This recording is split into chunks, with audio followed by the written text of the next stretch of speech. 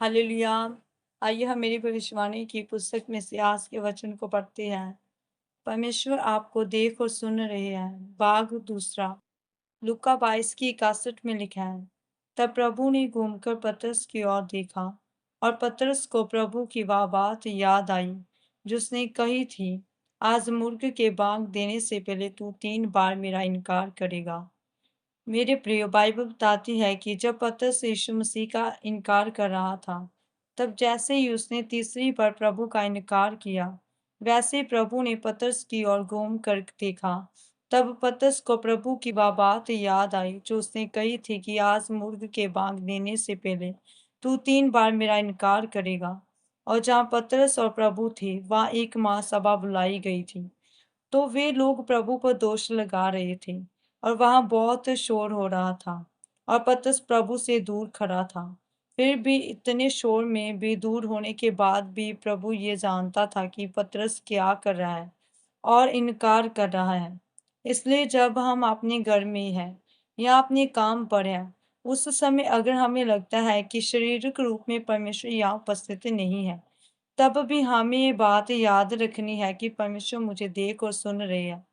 आज लोग परमेश्वर की उपस्थिति को महसूस करने की कोशिश करते हैं, लेकिन उन्हें ये पता नहीं है कि उसकी उपस्थिति महसूस नहीं होती और जो चर्च में महसूस होती है और वह परमेश्वर की सामर्थ है। मेरे प्रियो, परमेश्वर की उपस्थिति आपके अंदर है।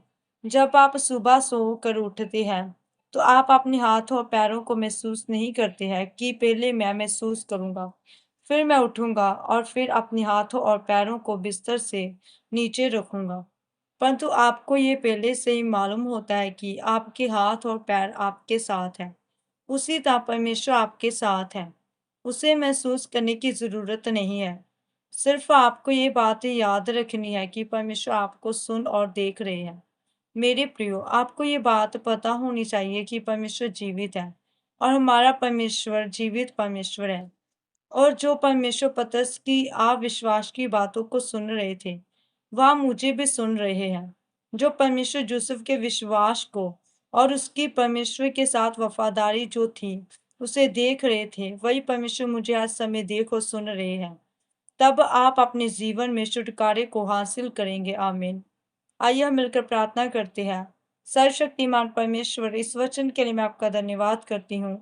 परमेश्वर, मैं प्रार्थना करती हूँ कि आप मुझे अपने वचनों के अनुसार चलने की सामर्थ्य दीजिए, ताकि मैं अपने जीवन में छुटकारे को हासिल कर सकूं। प्रभु यीशु मसीह के सामर्थी नाम में आमीन।